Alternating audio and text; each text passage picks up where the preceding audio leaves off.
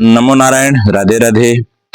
पंचतंत्र की कहानियों के बीच आज हम आपको एक ढोंगी सियार की चर्चा कहेंगे। ये ढोंगी सियार की कहानी का भाव यह है कि ढोंग को समझना चाहिए। अपने जीवन में, हमारे जीवन के बीच जो आए हुए लोग हैं हमारे आसपास, कैसे ढोंग रच के अपना कार्य करते हैं, सबकी चर्चाओं के बीच क्योंकि ये जानना बहुत जरूरी है कि आप समाज में हैं तो छलावे आपके साथ न हो। ये समझने के लिए ऐसे कहानियों को सुनना चाहिए। इस कहानी को जितना प्रेम से सुनेंगे आपको पूरा सार तत्व मिल जाता है। आइए इस ढोंगी सियार की कथा को चर्चा करते हैं। कहते हैं एक बार की बात है कि मिथिला के जंगलों में बहुत समय पहले एक सियार रहा करता था और बहुत आलसी था। वो सियार इतना आलसी था कि जल्दी भूख लग जाए तो उठे ना, और पेट भरने के लिए खरगोश और चूहों का पीछा करना, वो उसका शिकार करना उसे बड़ा भारी लगता था। वो खरगोश और चूहों का शिकार भी नहीं कर पाता था, बड़ा भारी लगता था। और लेकिन मजबूरी है कि बिना परिश्रम किए कुछ खाने को मिलेगा नहीं। शिकार करने में परिश्रम करना पड़ता है। दिमाग उसका बड़ा शैतानी था। यही तिकड़म लगाता रहता कैसे ऐसी जुगत लगाई जाए कि बिना हाथ पांव मारे भोजन मिल जाए और खाएं और सो जाएं। जो तिकड़मी लोग होते हैं, काम नहीं करना चाहते, वो दूसरे के आश्रय पर रहते हैं। कहते हैं एक दिन इसी सोच में डूबा हुआ सियार एक झाड़ी के नीचे दुबक के बैठता है। भूख बहुत लगी रहती है, सियार को बड़ा परेशान होता है और भूख बर्दाश्त नहीं कर पाता। तभी देखता है कि बाहर एक चूहों की टोली उछल कूद कर भाग दौड़ करने लगी थी। आज चूहों की टोली देखा तो उसमें एक मोटा सा चूहा था जिसे दूसरे चूहे सरदार कह के बुलाते थे और उसका आदेश मान रहे थे। सियार उन्हें देखता रहा और सियार के मुंह में लार टपकती रहे। फिर उसके दिमाग में एक तरकीब आई। वो सोचने लगा, देखो इतना बड़ा सरदार है और ये मोटा सरदार, इसे सरदार लोग कह रहे हैं। एक तरकीब आई। जब चूहे वहां से गए तो उसने दबे पांव उनका पीछा किया। अब पीछे पीछे जाता रहा। कुछ ही दूर उन चूहों के बिल थे और जो शिकार वापस लौटा। दूसरे दिन प्रातः ही वह उन चूहों के बिल के पास जाकर एक टाक पर खड़ा हो गया और उसका मुंह उगते हुए सूरज की ओर था और आंखें बंद कर लिया उसने।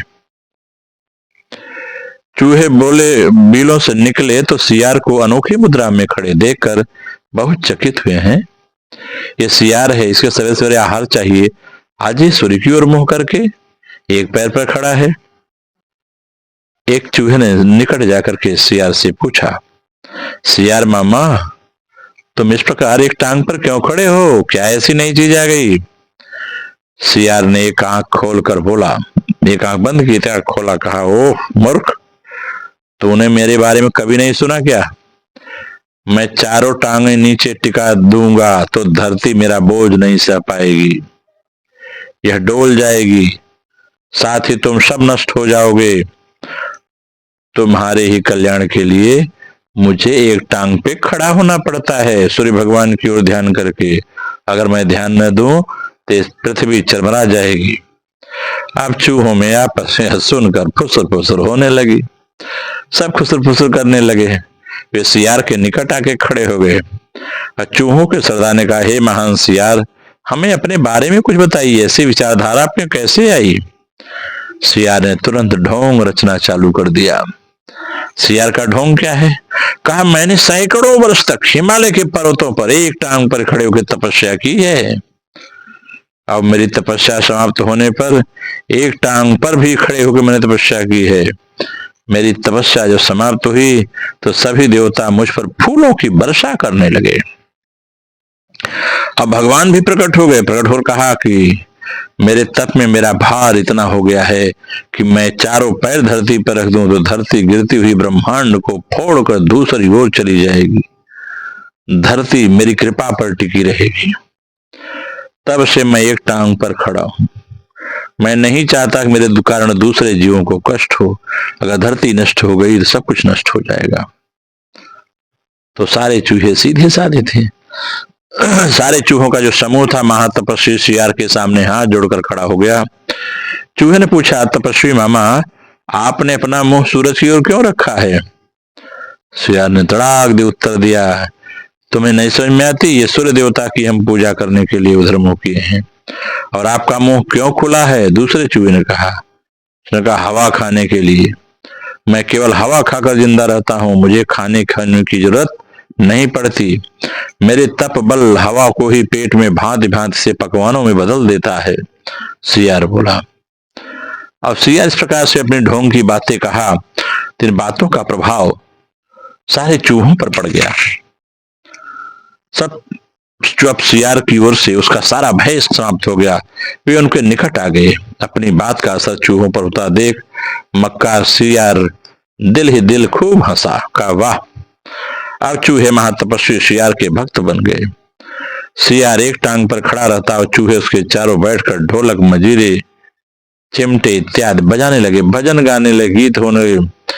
सियार सियारम भजनम भजनम, सियार सियारम भजनम भजनम, खूब ढोल मजीरा करके मुंह बजाने लगे। अब भजन कीर्तन समाप्त होने के बाद जो चूहों को टोलियां भक्ति रस में डूबकर अपने अपने बिलों में घुसने लगती, तो सियार सबके बाद के 3-4 चूहों को दबोच कर खा जाता। फिर रात भर आराम करता, सोता और डकारे लगाता। सुबह होते ही फिर वह चूहों के बिलों के पास आकर एक टांग पर खड़ा हो जाता और अपना नाटक चालू रखता। धीरे धीरे जब कुछ समय बीता, महीनों बीते, तो देखा जो इतने बड़े सियारों को जो चूहों का झुंड था, उनकी संख्या कम होने लगी। चूहों के सरदार की नजर से यह बात छिपी नहीं रही।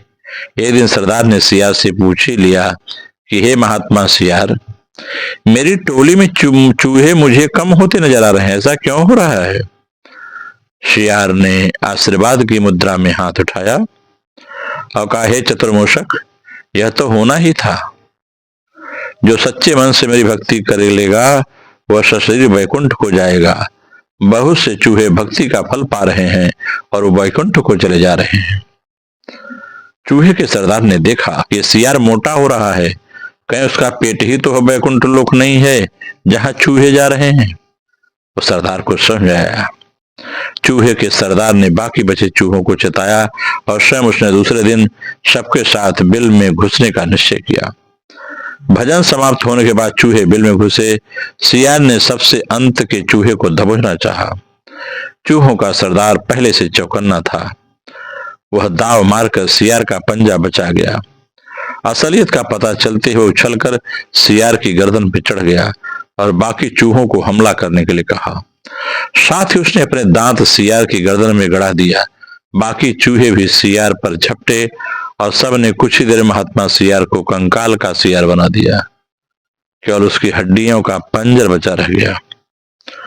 इस कथा से सीख मिलती है, इस कहानी से, कि ढोंग ज्यादा दिन तक नहीं चलता, कुछ ही दिन ढोंग चलता है। अब आखिरकार एक दिन ढोंगी को अपनी करनी का फल जरूर मिलता है, इसे कोई रोक नहीं सकता। इसलिए जो ढोंगी होते हैं उनका ज्यादा आतंक नहीं चलता, उनका ज्यादा प्रभाव चमत्कार नहीं चलता। एक न एक दिन उनका सत्य खुलता ही है। नमो नारायण। राधे राधे।